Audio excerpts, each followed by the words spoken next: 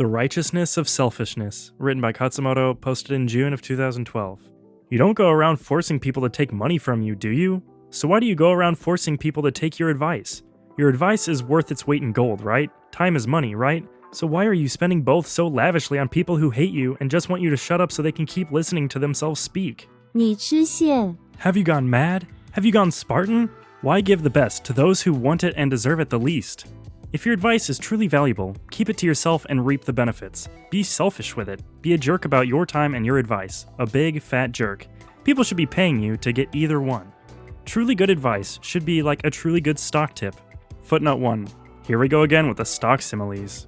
End footnote. It should work whether or not other people agree with you on it. It should work whether or not forum trolls and IRL trolls know about it and co-sign on it. If you need people to know about it and agree with you on it for it to work, then what you have is a cult, not valuable advice.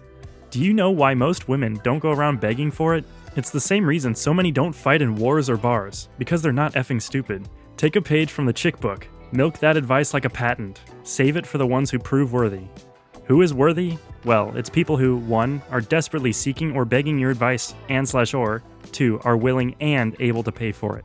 Needing your advice does not automatically make someone worthy. Footnote 2. What if people need your advice but won't take it, but you still want them to have it? Well, then you're gonna have to wrap that advice in candy and totally disguise the fact that it's advice. A lot of shady religious groups have figured out excellent techniques for this. Most of those techniques are morally neutral, so could easily be used for good. Apple doesn't have evangelists for nothing. End footnote.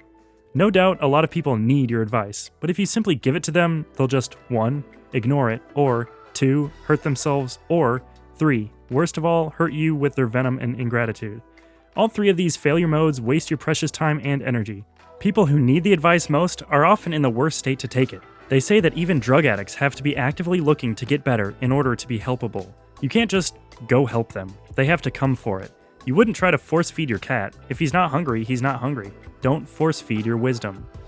So do share those ideas, but only with people and in context. Footnote 3. A journal/book/website of your own is one such place. End footnote. Where they will be welcomed, where you will reap real material and psychic rewards from them, not the Special Olympics medal that is winning an internet argument, where you're not just spinning your wheels, all of which is a very long-winded way of saying, no flame wars for you, smiley face. Practical example time. If I have an IRL friend who comes and asks me for advice, I'll give it, I'll dish it, I'll spread my lips and share my bounty. But if I have an RL friend who's suffering and struggling and could easily be saved by my advice but has not yet asked me for it yet, I keep that bounty on lock. I bite my tongue. No one wants your good advice unless they ask for it. I have ignored this heuristic before and it has, drumroll, never helped. They were harmed by it and I was harmed by it. They felt put upon and I felt, just icky. Unsolicited goodwill is worse than malice. At least you could have fun with malice, ha ha ha. It doesn't matter how much they need it, they have to ask. Doesn't all that make me a blatant hypocrite? No. Footnote 4. Plenty of other things make me a hypocrite, but not this, smiley face. End footnote. Why? Because you came here. You asked by coming here. You solicited by staying here. If you didn't like it, you'd be gone by now. One can't even stay on to troll because this blog runs like a communist country. Trolls mysteriously disappear. Not even trolls, just people who don't suck up enough go missing, smiley face. So yeah. Observe. Those who came and left are served by the same work as those who came and stayed. I don't write a new website for each beautiful person who comes here. So, I encourage you, give advice, but give it where it's wanted and, if at all possible, in a way that saves you work and effort and heartache, where you're not convincing but merely sharing and where, it's a persistent artifact, so you don't have to repeat yourself. And you don't have to start a blog or write a book if you don't want to, but say you keep notes in text or audio or video form. Someone wants advice? Send them a copy of your notes. I actually used to do this. I had a pre-prepared email with links and notes in it. It was the AJATT before AJATT. Either way, make it profitable for yourself. Definitely emotionally, psychically. Footnote 5. I can think of nothing more emotionally unprofitable than a flame war. Lose time and energy and money? Count me out, son. End footnote. And if you're so inclined, which I hope you are, financially as well. Not that you have to change your friends, that can be awkward. Footnote 6. Although I've totally done it when I've wanted insurance on my time, as it were. And it was absolutely the right thing to do, in every case. People value things that cost money even more than things that are free but worth more. That's why you have people who eat McDonald's but treat their cars like babies.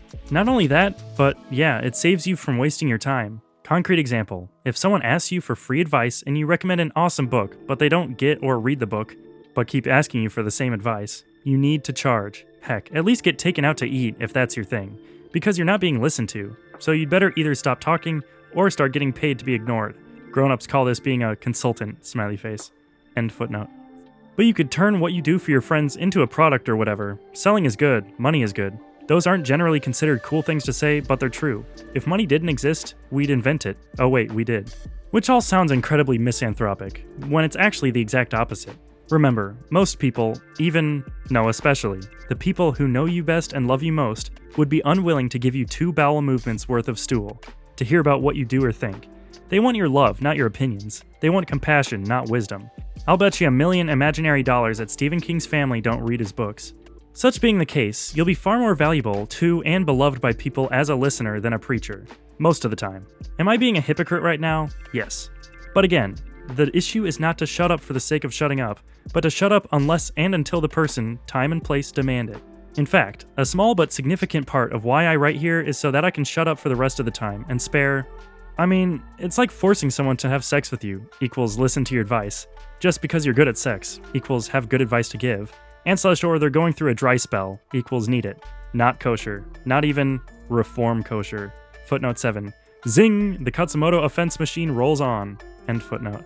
And that's why flame wars are so goofy, because you've just got givers and no willing receivers. No one, not even you, the person who's right, not that other idiot, goes into a flame war to listen or learn, only to school, to teach, to destroy.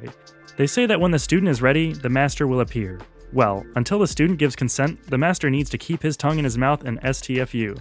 Words that have no willing audience yet belong in a journal. Anyway, that's all for me for now, Winky Face. Would love to hear about your experiences. Footnote 8. Consent! Huh? See what I did there? End footnote and end article.